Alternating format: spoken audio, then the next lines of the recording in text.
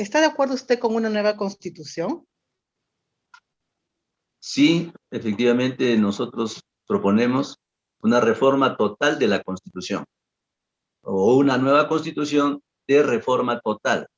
Así se llama el procedimiento constitucional que está establecido en la Constitución y en todo el ordenamiento constitucional que ha establecido el Tribunal Constitucional, ¿no? Y para eso, para nuestra propuesta es no solamente decirlo en términos genéricos, sino precisando que necesitamos establecer desde el preámbulo, que no tiene esta Constitución 93, el preámbulo que es el que da la orientación y la visión de país que nosotros tenemos o debemos tener. Lógicamente que también tenemos que avanzar hacia el objetivo del Estado. Tenemos que ser un Estado no solamente que defienda a la persona, sino que avance al buen vivir entre personas y también con la naturaleza. Y eso implica también modificar el rol del Estado, dejar de ser un Estado subsidiario para pasar a un Estado promotor, que genere condiciones de inversión para los peruanos. Lógicamente que también tenemos que ir avanzando hacia la modificación de los principios constitucionales que tiene que ver también con los presupuestos de organización del sistema político, del sistema económico y del sistema judicial, ¿no? Y también el sistema social, la estructura social del país. Esos son lo que nosotros planteamos en concreto respecto a la reforma total de la Constitución. ¿Considera necesario modificar el rol subsidiario del Estado? Por supuesto, el rol subsidiario tiene que ser modificado por un Estado promotor, porque el subsidiario significa solamente la defensa de la persona y su dignidad, ¿no? Pero la defensa, así como está planteado en estos momentos, a través de los organismos reguladores, ¿no? Como OCITEL, OCIMIR, ¿no? O sea, OCINER, OPSITEL y todos los organismos reguladores realmente no lo pueden cubrir, no pueden modificar ni controlar, diríamos, a los monopolios que se han formado en el país en todos los servicios. Entonces no es suficiente. Usted ha visto también en este tema de la pandemia que no, el Estado no ha podido controlar esta especulación de las farmacias que han hecho con las medicinas de todos los peruanos. Y no solamente para el tema del COVID, sino para todas las enfermedades. Entonces, por eso es importante el Estado, tiene que ser un Estado promotor, que también regule, en este caso, el tema regule la convivencia entre peruanos. ¿Está de acuerdo con suprimir la incapacidad moral permanente como causal de vacancia presidencial? Bueno, en eso hay que precisar, porque para nosotros el que elige es el pueblo y el que revoca es el pueblo. El que tiene que hacer el control, la fiscalización y la sanción a toda autoridad, sea presidente, sea congresista, o sea cualquier autoridad que es elegida por voto popular, que nosotros estamos planteando ahí, por ejemplo, para avanzar hacia el control, la fiscalización y sanción de las autoridades.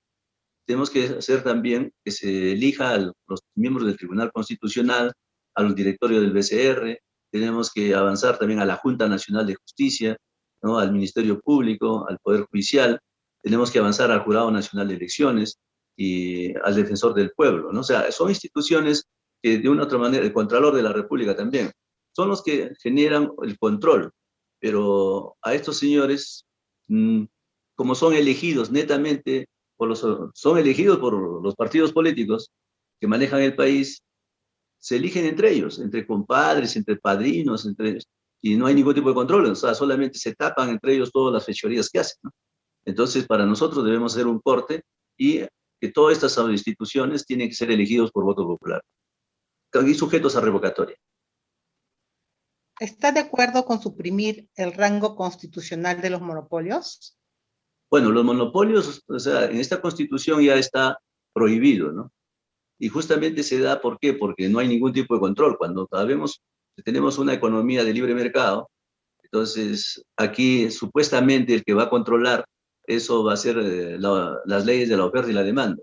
Y eso es una mentira, porque aquí se saca la vuelta a todo y como nosotros dependemos de las grandes corporaciones, aquí en el Perú se han formado los monopolios de la cerveza, se han formado el monopolio de los productos farmacéuticos, en fin, de todos se han empezado a hacer estos monopolios y no hay forma de controlarlos. Entonces tenemos que establecer en la Constitución la prohibición de todo tipo de monopolio.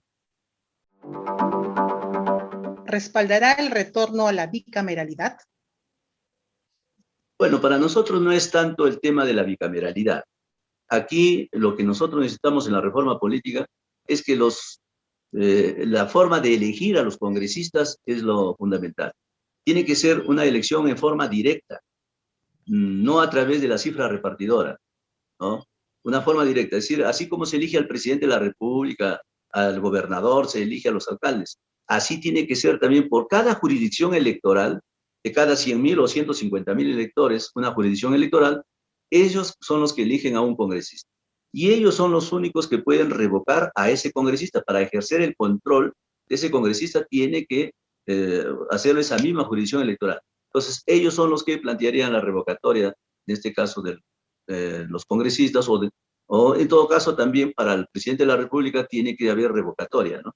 O sea, el control tiene que ser por el pueblo, no por los congresistas. Ese tema tenemos que, como hay un vacío constitucional ahí, tenemos que establecerlo de esa forma, que el único que puede elegir y revocar es el pueblo. ¿Impulsará la eliminación del voto preferencial? Bueno, en estos momentos, le digo, nosotros no vemos tanto el problema ahí, sino en cómo nosotros vamos a hacer elegir y controlar a los congresistas. Lógicamente que a veces se habla y se dice de que el voto preferencial es el que ha generado este tipo de problemas, pero en la reforma constitucional estamos estableciendo el voto directo a los congresistas. Entonces ahí no va a haber mucho problema en el tema del voto preferencial, porque el voto preferencial ha generado estos problemas justamente por la cifra repartidora. Ese es el gran problema que tenemos que corregir, ¿no? ¿Está de acuerdo con que se elimine el voto de confianza del gabinete cuando entra? Bueno, eso no hay problema, o sea, que sí puede seguir el voto de confianza porque de una otra manera se necesita que se explique al país cuál es el programa de gobierno, ¿no? O sea, cuál es la propuesta de plan de gobierno. Y uno de los mecanismos donde se puede hacer es a través del Congreso, que está toda la representación nacional, ¿no? Lo que sí quisiera aprovechar para avanzar en el tema de la reforma política, nosotros creemos que debemos establecer el mecanismo para que no solamente decidan los representantes, sino decida también el pueblo en forma directa, sus leyes, sus ordenanzas municipales, sus ordenanzas regionales. Es decir, a nivel nacional, a nivel regional, a nivel local, tiene que institucionalizarse la democracia directa como sistema de gobierno. Entonces nosotros planteamos que debemos establecer un capítulo dentro de la Constitución todo lo que es a la democracia directa como sistema de gobierno. Para nosotros tener dos sistemas de decisiones, el sistema directo y el sistema representativo.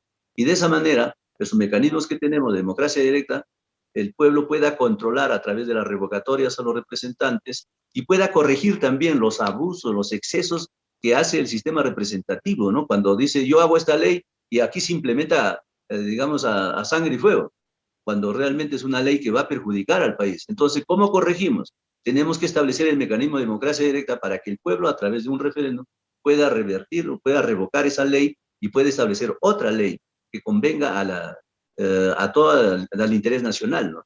Entonces, esa es la forma de corregir, porque en estos momentos no podemos seguir desangrando al país ni enfrentando nosotros. Nosotros no estamos de acuerdo con este tipo de política de imposición. Tenemos que llevar al terreno de la fuerza de la fuerza de la razón en la que tiene que imponerse para resolver los problemas del país. ¿Apoyará la eliminación del voto obligatorio? En estos momentos no, yo creo que debe seguir el voto obligatorio. Lo que sí, más bien, debemos avanzar a persuadir a la población a través de los mecanismos de democracia directa, los ciudadanos pueden participar en la vida política del país. Entonces, nosotros tenemos que generar una conciencia cívica, que los ciudadanos se involucren en la toma de decisiones, no solamente para elegir. La democracia no es solamente elegir, la democracia es participar en las decisiones políticas del Estado. Por eso que para nosotros, democracia es el ejercicio del poder del pueblo que se ejerce a través de los mecanismos de democracia directa y a través de los mecanismos de democracia representativa. Esa es la democracia para nosotros. Y ya lo hemos implementado a través del primer referéndum que hemos hecho, referéndum ciudadano me refiero, ¿no? Que hicimos para la aprobación de la ley del CONAVI. y ahora estamos avanzando hacia el referéndum constitucional ciudadano también, para hacer una reforma total de la Constitución, ¿no?, a través de mecanismo de referéndum. Entonces, eso es lo que nosotros tenemos que establecer. ¿Aumentará el presupuesto al Poder Judicial y al Ministerio Público? Bueno, es necesario aumentar los presupuestos, pero aquí se tiene que hacer un corte también, porque los jueces se eligen entre ellos, los fiscales lo mismo. O sea, dice que administran justicia a nombre del pueblo, pero nadie los ha elegido. O sea, se ha convertido en una casta, ¿no?, intocables. Entonces, nosotros tenemos que elegir a los jueces supremos, a la Junta Nacional de Justicia, por ejemplo, que hace el control del resto de jueces, a los supremos de los fiscales también. Se tiene que elegir y estar sujetos a revocatoria. Entonces, de esa forma es donde cualquier presupuesto que se aumente, sencillamente va a ser bien aprovechado. ¿Por qué? Porque toda la ciudadanía va a saber. Las cosas tienen que ser transparentes. Pues si usted ve la característica de todos los gobiernos que tenemos, de este sistema que tenemos, se caracteriza por tres cosas. Que en los 5 años terminan en corrupción, metidos todos en el mismo saco, hasta el Poder Judicial, Ministerio Público y todos metidos en escándalos y las autoridades que tenemos, ¿no? Esa es una característica, la corrupción. La otra característica que tenemos es que lo que hacen es el abuso del poder que tienen y nos imponen lo que quieren. O sea, si quieren nos devuelven aportes al FONAVI, si quieren no nos devuelven, hacen lo que quieren con los derechos de la gente. Entonces hay un abuso ahí. Esa es la otra característica que se tiene, ¿no? Y la otra característica que tenemos ahorita, que no hay ningún tipo de participación de la ciudadanía, no hay transparencia, se hacen los contratos entre gallos y medianoche, como de las vacunas, como del gas, como del petróleo, como de... Bueno, y todos los recursos que tenemos se hacen entre gallos y medianoche y nunca se informa al pueblo. Y el pueblo lo único se entera cuando ya hay escándalos. Entonces, esa característica tenemos que corregir. Por eso, para nosotros, un gobierno honesto, ¿no?, justo y transparente, ya es una revolución en el Perú. ¿Apoyará el trabajo del equipo especial de la Fiscalía encargado del caso Lavajato? Bueno, yo creo que ya han estado veniendo haciendo un trabajo y todo ese tipo de cosas le corresponde evaluar al mismo sector, pero nosotros como gobierno tenemos que dar el apoyo a todas las instituciones que tienen involucrados y haciendo la gestión que es del caso, ¿no? Lo que sí se tiene que pedir toda la transparencia del caso para que la población esté enterada de las cosas, ¿no?, y la población se involucre en este tema de las cosas, para que así pueda tener un mejor respaldo de los señores que hacen su trabajo. ¿Está de acuerdo con eliminar la casación en la Corte Suprema? Bueno, en estos momentos no hay tanto problema en el tema de la casación, porque el tema de la casación viene a ser netamente desde el punto de vista jurídico, ¿no? Si hay violaciones en procesos judiciales, entonces ahí es bueno que se revise, porque en estos momentos, si usted ve el Poder Judicial, el Ministerio Público, todo se hace al cálculo político, aunque dicen que ellos no participan en política, pero las acusaciones, las cosas, yo le digo porque yo lo vivo en persona. A nosotros nos han hecho acusaciones que no tienen ningún sentido, ¿no? Pero incluso cuando hemos conversado con el fiscal, decía de que, le cuento un caso, decía que yo como presidente de los fonavistas le he enviado a los fonavistas a hacer una manifestación digamos, en registros públicos, ¿no? Digo, pero ¿por qué yo lo voy a enviar a los fonavistas ahí si nosotros hemos ganado en registro público? ¿Por qué tendría que hacer eso? Pero eso fue una demanda, una denuncia penal que me hacen. O sea, injusta, ¿no? Pero y hacen perder tiempo, hacen todas cosas, y tenemos fiscales que le dicen, haz esto, ¿para qué? Para fastidiar a los dirigentes. Pero claro, no prosperó, no tiene por qué prosperar porque no es verdad, ¿no? Pero de todas maneras se aceptan ese tipo de cosas, ¿no? Se direcciona para justamente perjudicar a uno que no esté de acuerdo desde el punto de vista político con los que manejan el país. ¿Apoyará la unificación de la ONP y la AFP en un solo sistema? Mire, nosotros pensamos de que las formas como está planteadas no es correcto. O sea, no resuelve las cosas. Por ejemplo, las AFPs pueden seguir existiendo, pero las AFPs tienen que cobrar su comisión de las ganancias que ellos hayan generado con el dinero de los trabajadores. No pueden ellos usar el dinero de los trabajadores para repartirse sus comisiones. O sea, eso de ninguna manera, ¿no? Y encima de eso, cuando ellos pierden, lo perjudican al que puso el capital, o sea, al trabajador. Eso tiene que corregirse, definitivamente, ¿no? Entonces, para nosotros, nosotros estamos planteando un solo, digamos, un solo sistema de pensión, ¿no?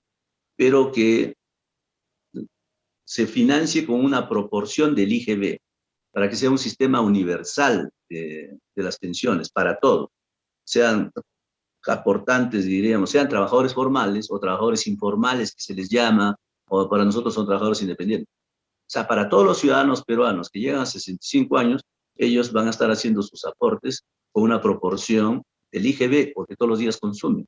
Entonces, de esa forma vamos a tener una forma, diríamos, de un sistema que nos va a permitir darle la pensión, una pensión a todos los peruanos. Ahora, los de la ONP y las AFPs tendremos que evaluarlo. Cuando seamos gobierno tenemos que evaluarlo, porque si hay que liquidar esas instituciones, se liquidarán y se tiene que devolver sus dineros a todos los aportantes que van a tener su momento de identificar sus aportes que hicieron. ¿Apoyaría que las AFP dejen de comisionar en caso de la caída de la rentabilidad de los fondos? Por eso le digo, el tema de la AFP es un tema que se tiene que evaluar en su momento, porque las AFPs, si tienen que existir, tienen que garantizar rentabilidad, porque si no van a garantizar rentabilidad ya no funciona la AFP. Porque aquí, como se ha hecho la ley de la AFP, se le ha dado un dinero a esos señores que manejan las AFP, que son los sistemas financieros, y ellos hacen negocios con el dinero de los ahorristas, o en este caso de los aportantes, y si pierden, bien, y si no pierden, si ganan ellos, igual, o sea, ganan o pierden, no le pasa nada. Entonces, siguen cobrando sus comisiones del trabajador. Entonces, nosotros tendremos que cambiar eso, que si ellos quieren ganar, quieren seguir existiendo, tienen que garantizar rentabilidad para que puedan cobrarse sus comisiones. Si no, sencillamente no hay ninguna comisión. Mejor el aportante tendrá que ver otra forma de estar en el régimen, digamos, que va a señalar el gobierno, o sea, en este caso el estatal. ¿Exigirá transparencia en las inversiones de los fondos que manejan las AFP? Por supuesto, le estoy diciendo que aquí justamente la característica de este gobierno y de todos los gobiernos es la falta de transparencia. Nada se sabe. Aquí en el Perú todo se hace de entre gallos y medianoche. Hasta leyes con nombre propio se hace. Se ha visto la ley para exportar el gas, se hizo en menos de 24 horas. Ya es el colmo, pero bueno. Y la ley del FONAVI, por ejemplo, no lo quisieron aprobar. Tuvimos que ir a un referéndum para aprobar nuestra ley. O sea, así son las cosas. ¿Por qué? Porque el gobierno no representa los intereses de los peruanos, representa los intereses de quienes lo financian las campañas o de los grupos económicos, ¿no?, que siempre han estado dirigiendo los destinos del país. ¿Impulsará que se grave impuestos a las grandes fortunas? Bueno, ahí tenemos una sola oportunidad de poner un impuesto a las grandes fortunas, porque las grandes fortunas que se han hecho aquí en el país, la mayoría se han hecho, como se dice, logrando beneficios del Estado peruano, porque el Estado no les ha cobrado impuestos, les ha exonerado los impuestos, le ha dado una serie de beneficios y ellos han engrosado sus pilas, han engrosado sus fortunas y nunca han pagado impuestos. Entonces habrá una sola oportunidad que se le cobren los impuestos, pero ese es solamente una vez. Entonces se habrá ese tipo de impuestos, pero en adelante ya se tendrá que hacer todo transparente para que no nadie evada ningún tipo de impuestos. Todo el mundo paguemos nuestros impuestos. ¿Elevará la recaudación tributaria al 18%? Bueno, yo creo que la recaudación tributaria de repente hasta se puede superar, pero es todo un proceso. Tiene que ver mucho con el apoyo que dé el gobierno a las mismas empresas, a los pequeños empresarios, a todos los peruanos que realmente estamos involucrados y somos los que cargamos el país. Entonces, necesitamos definitivamente sincerar todo y apoyar a toda la población, a todos los trabajadores independientes, que son más de 3 millones, 4 millones de peruanos que se autoemplean y que de todas maneras ellos contribuyen de muy buena manera en este caso, a la generación de empleo en todo el país, ¿no? ¿Eliminará las exoneraciones tributarias a universidades privadas y a la agroexportación?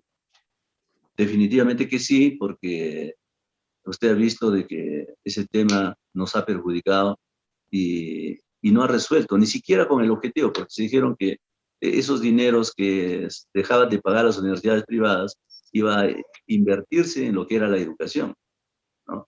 Sin embargo, vemos por ahí cientos de camionetas haciendo campañas electorales, ¿no? O sea, con dineros que se dejan de pagar en el país, ¿no?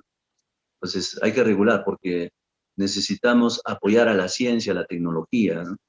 Y premiar incluso a los profesores que van investigando. De las universidades privadas hay muchos profesores que han hecho sus tesis, han hecho investigaciones y no les dan ningún incentivo, ¿no? Entonces se necesita cobrar esos impuestos para dar esos incentivos a todos los trabajadores o a todos los profesores que hacen investigación. Y en el caso de las agroexportadoras también. Bueno, en el caso de las obras exportadoras se va a tener que eliminar ese decreto legislativo. O sea, aquí se tiene que sincerar todo. O sea, no se puede ya, es demasiado tiempo lo que se le ha dado ventajas para que ellos se solidifiquen como empresa. Porque si usted da cuenta, los grandes proyectos que han habido de irrigación han sido para ellos. O sea, se hizo con el objetivo de apoyar a los agricultores pequeños, sin embargo, han terminado para financiar todos los proyectos de las agroexportadoras grandes. Encima de eso, se le exonera de impuestos y se le permite, fíjese, se le ha permitido cuántos años, se le ha permitido de que amplíen sus ganancias dejando de pagar los derechos laborales de los trabajadores. Eso ya es demasiado grave, ¿se da cuenta? No puede ser que se atente contra los derechos laborales de los trabajadores, sus vacaciones, su jornal de trabajo, ¿no? Y todo para favorecer a las agroexportadoras. Entonces eso se tiene que eliminar. ¿Implementará medidas para que el spread bancario no sea el más alto de América? Claro, eso tiene que regularse. Pero hay intenciones del Congreso actualmente de regular el BCR, pero ya incluso ya hay en el Código Penal está establecido el tema de la usura, ¿no? Sin embargo, las exoneraciones que le dan a los bancos, eso se tiene que anular, ¿no? O sea, tiene que eliminarse todo tipo de beneficios porque ya los bancos son los que tienen más dinero y son los que más han ganado en esta pandemia y han ganado en todo, nunca han cerrado. Así que yo creo que es momento de replantear las cosas para beneficiar a todo el pueblo que toda la vida ha sido maltratado, explotado y se le ha quitado sus recursos, ¿no? Eso es lo que se tiene que corregir para poder vivir en armonía todos los peruanos. ¿Fomentará el crédito con tasas de interés bajas para los pequeños agricultores?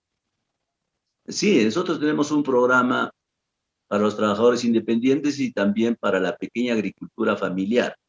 En el caso de los trabajadores independientes, que lo llaman ambulantes o lo llaman informales, para ellos estamos destinando 10.000 millones de soles y para el tema de la pequeña agricultura familiar un monto de 1.000 millones, ¿no? Para empezar son esos montos, porque eso ya de acuerdo a los requerimientos se verá cómo se pueden ir ampliando.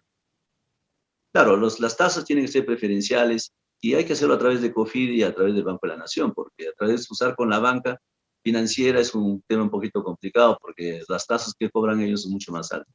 Entonces hay que hacer esas tasas preferenciales, ¿no? Y para apoyar y desarrollar. Y de esa forma, por ejemplo, en el tema de la agricultura, nos permita apoyar, si nosotros apoyamos a eso, nos va a permitir lograr una soberanía alimentaria, ¿no? Para también contrarrestar a los virus que vengan, ¿no? ¿Mantendrá la ley de reforma magisterial? Yo creo que esa ley hay que modificarlo. Esa ley, en vez de avanzar, nos ha retrocedido en el tema de la educación, porque se ha hecho con una clara intención de traer abajo a los maestros, ¿no? O sea, no dejarlos desarrollar como maestros.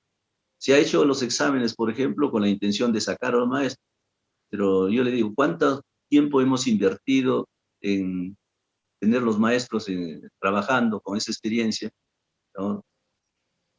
Cuando en realidad lo que se tiene que hacer los exámenes es para evaluar a los maestros, pero para darle una asistencia técnica, o sea, capacitarlos, para mejorarlos, ¿no? No para botarlos del trabajo.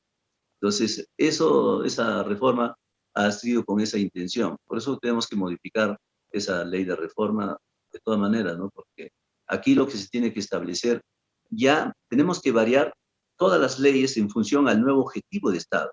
Si nosotros queremos construir un Estado que nos permita vivir todos en armonía, ¿no? O sea, el buen vivir de todos los peruanos, y necesitamos un Estado promotor que genere esas condiciones, y vamos a tener un modelo económico industrializado de todos nuestros recursos, entonces tenemos que apuntar nuestra educación, ¿no?, a mejorar en función a ese objetivo. ¿Qué cosas tenemos que estudiar o qué cosas tienen que prepararse los maestros y prepararse los alumnos en función a ese objetivo para capacitar, no solamente educar en el tema cívico, ¿no?, porque la educación cívica es muy fundamental para obtener los valores patrios, pero tenemos que capacitar, tenemos que lograr tener la capacitación de los estudiantes que van a producir. O sea, tenemos que elevar sus capacidades productivas y eso implica adquirir conocimiento, la ciencia y la tecnología. Entonces, todo ese tipo de cosas tiene que reflejar para el tema de la nueva ley que se tiene que hacer del magisterio. ¿Apoyará la continuidad de la SUNEDU? Bueno, la SUNEDU ha sido con esa intención de frenar el tema de las universidades. Yo creo que más en la autonomía de las universidades. Eso en el inicio tendremos que recibir a la SUNEDU, pero luego, después de un debate nacional que hagamos con las universidades, tenemos que replantear en función al objetivo de Estado, porque las universidades juegan un papel muy importante en el desarrollo, porque forman los profesionales que van a dirigir los destinos del país. Entonces, ahí se tiene que haber un debate nacional para avanzar a ese objetivo de Estado, ¿no? O sea, teniendo en cuenta la autonomía de las universidades, que es fundamental, y de acuerdo a las zonas que están también las universidades, porque hay universidades en diferentes regiones que tenemos diferentes tipos de recursos. Entonces, todas esas experiencias que tenemos, aquí la construcción de nuestro país la tenemos que hacer todos los peruanos, no una persona de arriba va a imponer todo, no. Tenemos que resumir las experiencias y los aportes de todos los peruanos para enrumbar los destinos del país. ¿Apoyará la educación laica? Yo creo que eso está ahí porque es una situación que nadie se mete con nadie. Las cosas, si hay religiones y cosas que se puedan implementar, son derechos de las personas que no lo podemos, el Estado no tiene por qué intervenir, ¿no? Aquí todos, el mundo, conforme uno piensa y se forma, digamos, con su pensamiento religioso, no lo vemos mayor problema por las creencias que se tienen, ¿no?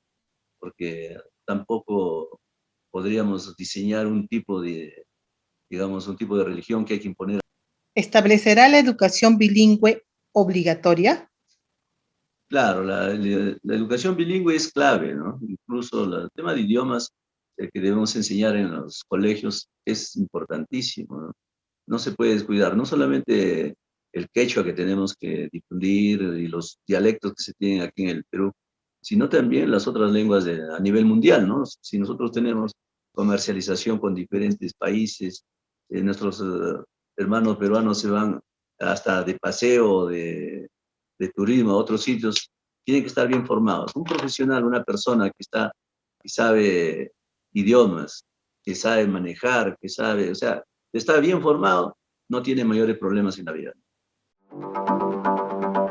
¿Unificaría el sistema de salud, salud, MINSA y la sanidad de Fuerzas Armadas y Policiales? Bueno, sí, nosotros hemos hecho una propuesta de que debemos tener un solo sistema de salud, ¿no? Pero eso debe dirigirlo el MINSA, ¿no?, el Ministerio de Salud. Pero debemos tener dos viceministerios. Uno que debe, como se dice, cuidar a los sanos para que no se enfermen, ¿no?, la prevención. Y el otro es para recuperar a nuestros enfermos. O sea, dos viceministerios que se encarguen para ver el tema de la salud. Priorizando para nosotros porque necesitamos que nuestra gente no se enferme, porque la única forma de producir es estar sano. O sea, todos los que están sanos sencillamente van a producir. Entonces, eso es nuestro objetivo, de priorizar eso que no se ha hecho durante tantos años, ¿no? Durante toda esta vida no se ha hecho. Entonces, necesitamos priorizar el tema de la prevención para que así estos dos viceministerios puedan, en una forma en conjunto, puedan contribuir a cuidar la salud en función a ese objetivo que tenemos, ¿no? De unificar todos los sistemas de salud. ¿Apoyará el Plan Nacional de Prevención y Vacunación frente al COVID? Bueno, el Plan Nacional de la Vacunación, eso está en marcha, pero hay que mejorarlo definitivamente, ¿no? O sea, tiene que haber participación. Nosotros creemos que vamos a dar solamente, en el caso de nosotros ser gobierno, necesitamos avanzar, no en 3 fases o 4 fases, como dicen, no, solamente en 2. Los de la primera línea que ya están por terminar, creo, de la vacunación, y luego la vacunación tiene que ser a todos, porque los que trabajan tienen que también estar vacunados. Eso es son los que producen, generan la riqueza. Y a ellos que tienen 18, 20 años o 30 años, o sea, ya están en el trabajo, necesitan también, pues, en este caso, vacunar, ¿no? Por eso que nosotros vamos a dar y hacer todos los esfuerzos por hacer la vacuna a todos los ciudadanos peruanos, pero desde el gobierno, que tiene que ser totalmente gratuito, porque eso tiene que ser de una tarea del gobierno. ¿Qué porcentaje del PBI debe ser destinado a salud? No menor al 8% del PBI. No menor. O sea, nosotros tendríamos que empezar por ahí y luego aumentando de acuerdo a lo que se necesita, porque la inversión, eso no es un gasto, es una inversión para nosotros. Cuidar a que no se enfermen, en este caso los que están personas sanas, esa es una inversión que tenemos que cuidar para que no pare la producción en el país. Esa es la clave de eso. Entonces, finalmente eso se va a revertir con la producción que tenemos y vamos a dinamizar la economía, vamos a dinamizar todos los sectores que tenemos. ¿Apoyará el matrimonio igualitario? Bueno, nosotros hemos dicho que es un tema de derecho, o sea, eso lo hemos declarado, porque el tema del matrimonio igualitario, en este caso del mismo sexo, hay gente que ya está viviendo. ¿Qué hace el Estado? No puede meterse y tratar de separarlas a las personas. Ese tipo de cosas son temas personales, derechos individuales de las personas, de escoger su vida, ¿no?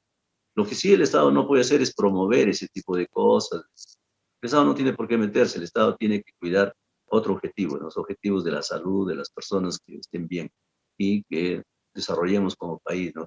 Que generemos condiciones de inversión, que tengamos recursos para que así todas nuestras generaciones vengan y vivan de lo mejor, ¿no? Cada vez mejor que la que vivimos nosotros. ¿Respaldará la despenalización del aborto?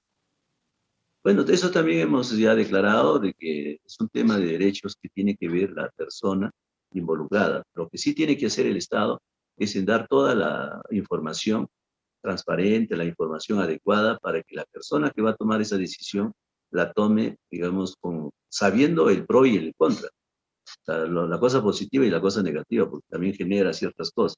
Pero, de todas maneras, el Estado tiene que darle el sostén psicológico y el apoyo a las personas. Si hay necesidad de apoyo económico, también se tiene que dar, porque está en juego la vida de la madre, ¿no? De las personas. Pero esas son decisiones que deben tomar las personas que están involucradas en esto, la familia y la persona, la madre en este caso, o bueno, la gestante, ¿no? Estaría involucrada en eso. ¿Está de acuerdo con la eutanasia? Es un derecho realmente, nosotros creemos que sí, porque es un derecho que tiene la persona ante una situación ya irreversible. ¿Qué hacer en una situación, ¿no? O sea, no solamente es el dolor de esa persona, sino es de toda la familia y todo su entorno. Realmente, es muy, para nosotros, es muy lamentable. No quisiéramos que nos suceda a nadie, ¿no? Pero si se ha dado este caso, tendríamos que respetar su derecho de la persona. ¿Impulsará una agenda de género? Yo creo que la mujer viene participando ya en diferentes actividades y ha recuperado bastante, pero nosotros vamos a dar prioridad también para que las mujeres, de acuerdo a las propuestas de unidad que hay incluso las leyes que se han planteado la igualdad de género. Entonces nosotros tenemos que hacer cumplir eso y avanzar también a la participación y a la capacitación, que es fundamental. Pero dentro de las mujeres, uno de los aspectos que nosotros vamos a propiciar es que a igual trabajo, igual remuneración. O sea, no puede, porque en estos momentos se le respeta a la mujer, pero cuando va a trabajar como gerente de una empresa, gana menos que un gerente hombre y hace lo mismo, ¿no? Produce lo mismo. Entonces nosotros tenemos que tratar de dar esa igualdad, no solamente de reconocerlo, sino que en los hechos tiene que reconocerse que las mujeres ganen igual que el hombre, pues están haciendo el mismo trabajo. O sea, al mismo trabajo tiene que ser la misma remuneración. Ese es el derecho que nosotros planteamos. ¿Agravará las penas en juicios por alimentos? Bueno, yo creo que ahí básicamente es una persuasión que se tiene. Pues las penas están ya, hay pena de cárcel a la gente que deja de pagar, ¿no? Pero más que todo, este tema es una situación del sistema. O sea, en el Perú no se apoya, no se difunde este tipo de cosas, ¿no? De la capacitación, de las, en este caso, las obligaciones del ser humano. Entonces, nosotros necesitamos, más que estar elevando penas y cosas, necesitamos persuadir a la población, ¿no? Orientar a la gente que no comete ese tipo de cosas. O sea, debe haber una especie permanente de capacitación, de información, ¿no? Para que sensibilizar a la población que cumpla con sus obligaciones. Porque no quisiéramos que nosotros, a todos los que no pagan los alimentos, meterlos presos, nos faltan cárceles, ¿no? O sea, hay que tratar de evitar ese tipo de cosas. Yo lo dejaría ahí con esas penas que ya están, pues son penas que realmente son altas, ¿no? Esas penas que hay. ¿Implementará medidas más efectivas para proteger a las mujeres que están bajo amenaza de violencia? Bueno, eso también es un tema de la sociedad misma, ¿no? Que tiene que ver. Pero sí, efectivamente, las penas, elevar penas es un elemento disuasivo, siempre se ha tomado por ese lado.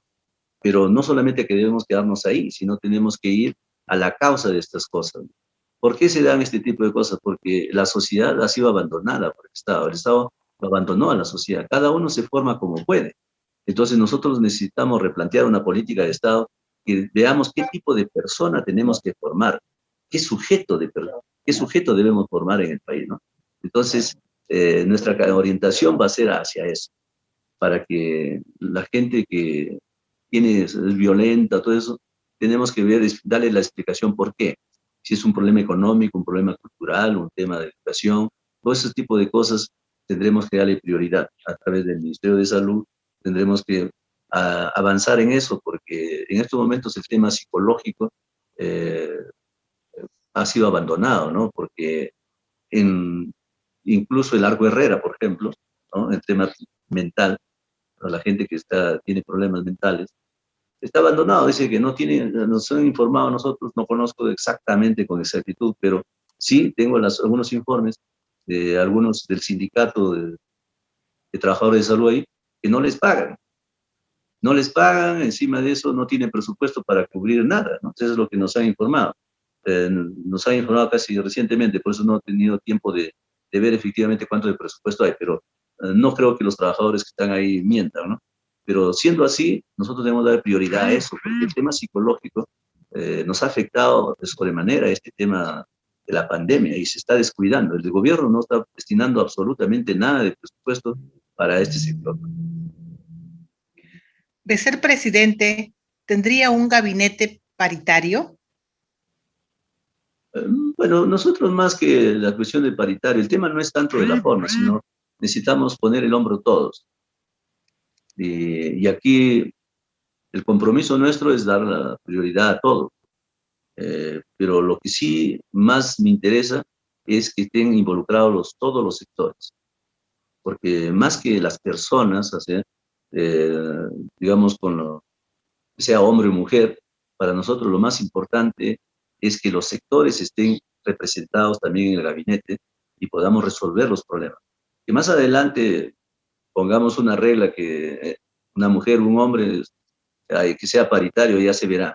Pero ahorita, urgente es la participación de todos los sectores que están involucrados en el país, que estamos en un problema muy serio, una crisis no solamente sanitaria, económica, sino hemos llegado a una crisis de confianza, que es una crisis de confianza, y usted sabe que la confianza no se compra, la confianza se gana, y se gana con resultados. Así que eso es lo más difícil de hacer, ¿no? Y para eso se necesita que la gente participe y se ponga la camiseta del país para poder sacar adelante. ¿Permitirá que los médicos migrantes puedan ejercer en el país? Bueno, ha habido momentos donde todo el país se ha visto la necesidad porque no se ha dado mucha importancia a los médicos peruanos, ¿no? Pero si hay médicos extranjeros que pueden participar y estamos en un momento de pandemia y todo el mundo somos necesarios acá y hay que resolver las cosas. Yo no lo veo mayor problema que podría haber. Pero sí tenemos que dar prioridad a nuestros médicos, a nuestros profesionales peruanos. ¿Está de acuerdo con expulsar del país a los que delinquen? Yo creo que sí, porque esos ya no se van a corregir, ¿no? O sea, ¿y qué haríamos nosotros eh, manteniéndolos acá en una cárcel cuando lo podemos gestionar con con su país de origen y que vayan a cumplir su pena al otro lado, ¿no? O sea, y ahí su país es el que resuelve esas cosas.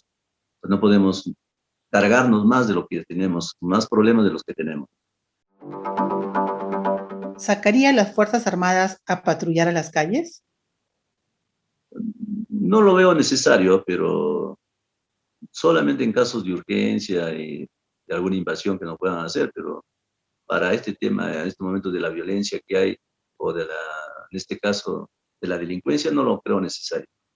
Realmente no lo creo necesario. Más bien, lo que sí a las Fuerzas Armadas hay que darles otras atribuciones, ¿no?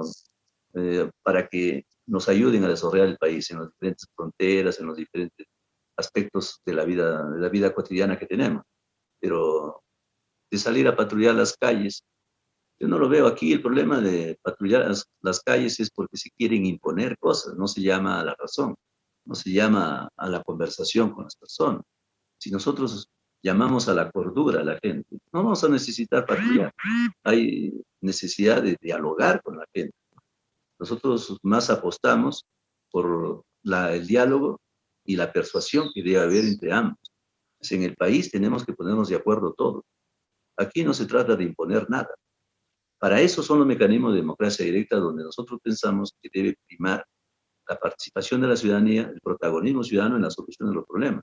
Entonces, de esa forma, nosotros vamos a poder avanzar a desarrollar el país. Y bajamos costos porque no vamos a necesitar mucha gente en las calles que estén reprimiendo a la población cuando la población ya está resuelto sus cosas y todo el mundo está trabajando, ¿no?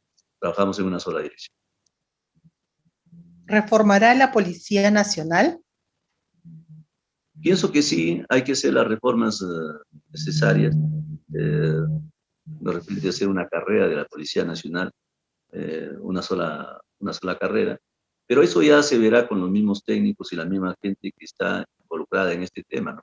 Pero le digo que para nosotros, en el tema, no solamente de la Policía Nacional, sino también el Ministerio Público y el tema del Poder Judicial, son entes de justicia que tienen que reformarse para poder resolver este tipo de cosas que a diario vemos, ¿no? Se queja tanto, la policía dice yo capturo al choro y la fiscalía lo suelta, ¿no? Entonces se echan la culpa uno al otro y yo creo que es mejor hacer una reforma de todo, capacitarlos y buscar otra forma, por ejemplo, de la elección de los jueces, fiscales que estamos planteando.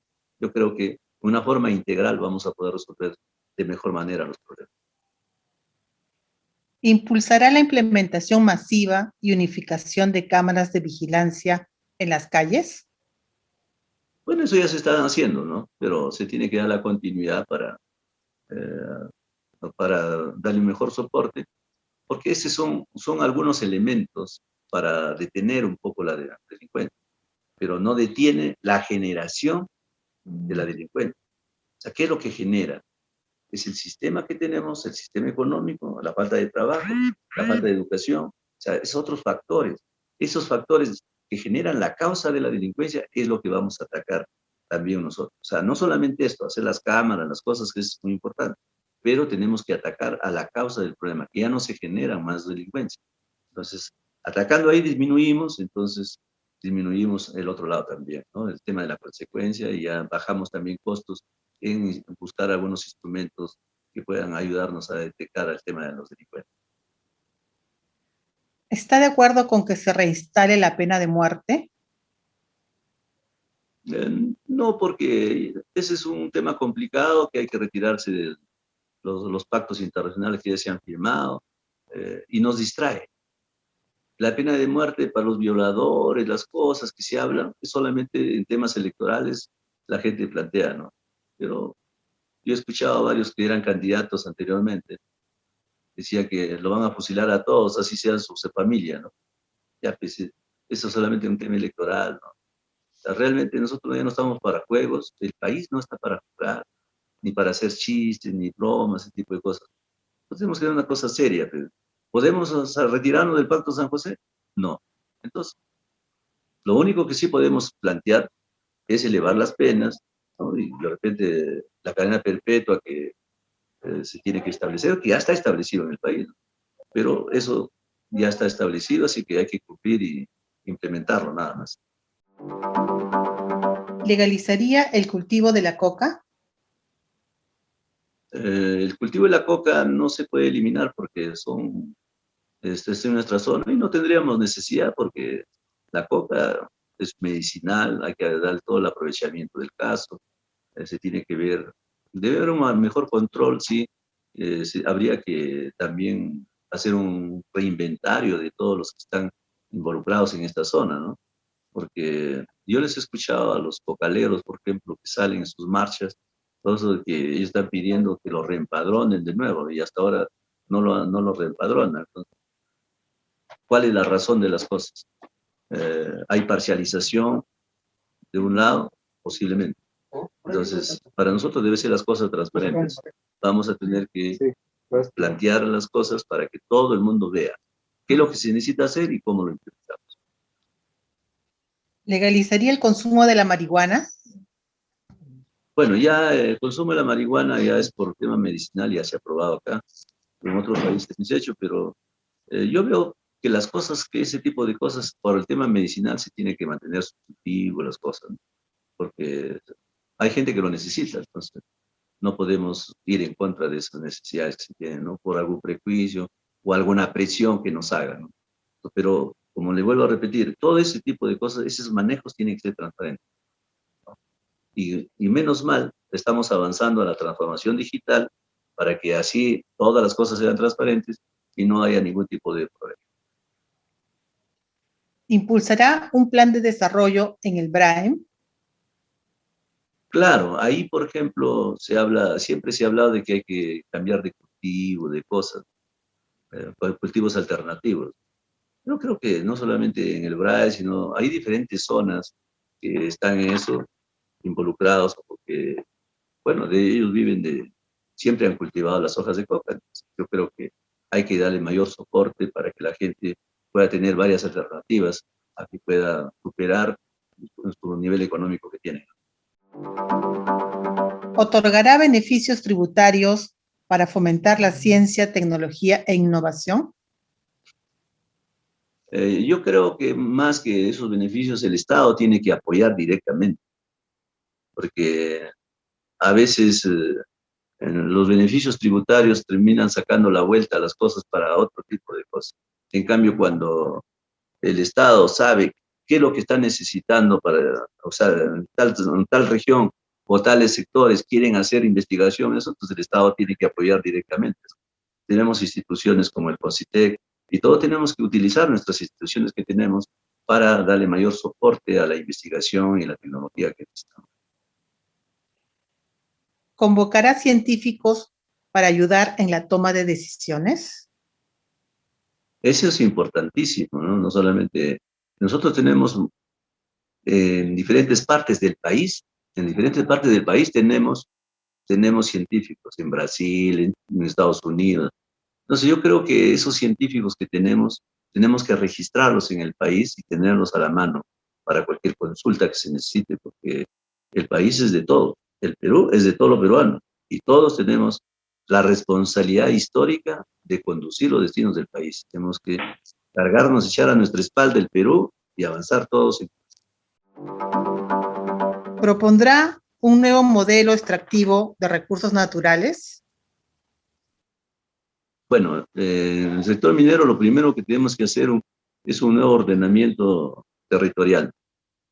Primero que en cabecera y cuenca no habrá minería, eso lo estamos estableciendo en la nueva constitución que estamos planteando.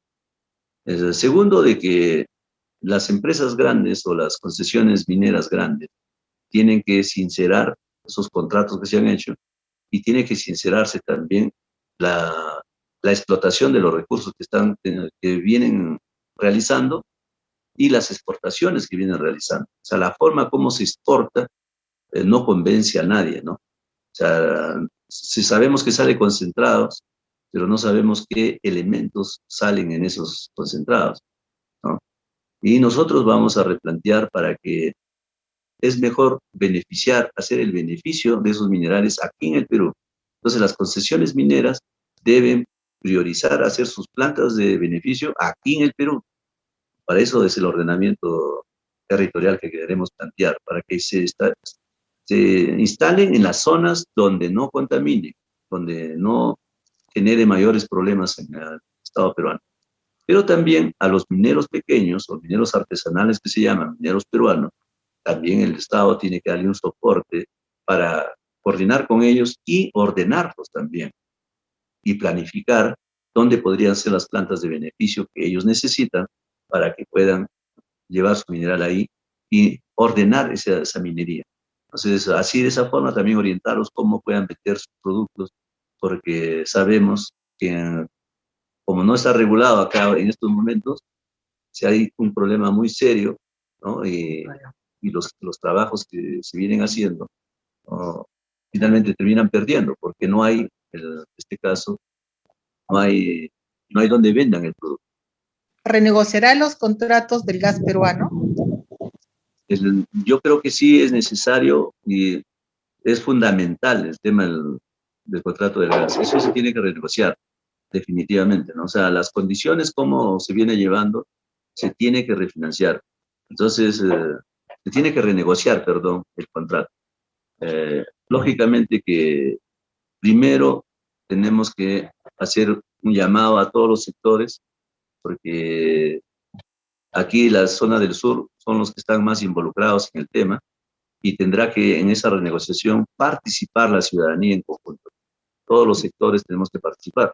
Tenemos que ir con el criterio que el gas es de todo lo peruano.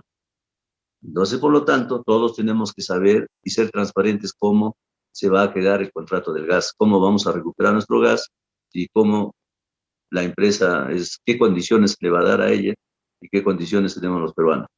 Esas negociaciones tienen que ser transparentes. Ese es nuestro compromiso para recuperar nuestro gas. ¿Garantiza usted al país que su bancada respaldará sus propuestas en el Congreso? Bueno, yo creo que sí, porque las propuestas que nosotros llevamos son propuestas que han nacido del pueblo. Los congresistas de nuestra bancada tienen que respaldar la propuesta del pueblo, porque ellos son los que van a hacer las propuestas dentro del Congreso. Entonces, entonces no tendría lógica que ellos hagan la propuesta y voten en contra, ¿no? No tendría lógica. Más bien, yo creo que sí, el resto de bancadas es necesario que también se persuadan por el bien del país. Pero ojo que tenemos un mecanismo muy interesante que ya hemos experimentado en el país. Ante una situación de abuso del Poder Legislativo, tenemos ya la propuesta nuestra de establecer los mecanismos de democracia directa, ¿no? Como sistema de gobierno, que lo vamos a plantear en un capítulo de la Constitución, para que si el pueblo peruano ve que ese Congreso que ha elegido no está aprobando a favor de la población, entonces el pueblo pueda corregir ese abuso, ese exceso del sistema representativo. Entonces, para nosotros tenemos que resolver los problemas en conjunto. Entonces, lo que diga la bancada o haga el Congreso tiene que estar, como se dice, supervisado por el pueblo peruano. Y el pueblo peruano es el que finalmente va a decir, está bien o está mal. O sea, no está bien, entonces nosotros vamos a incentivar la participación de la población en todos los niveles de gobierno, nacional, regional y local.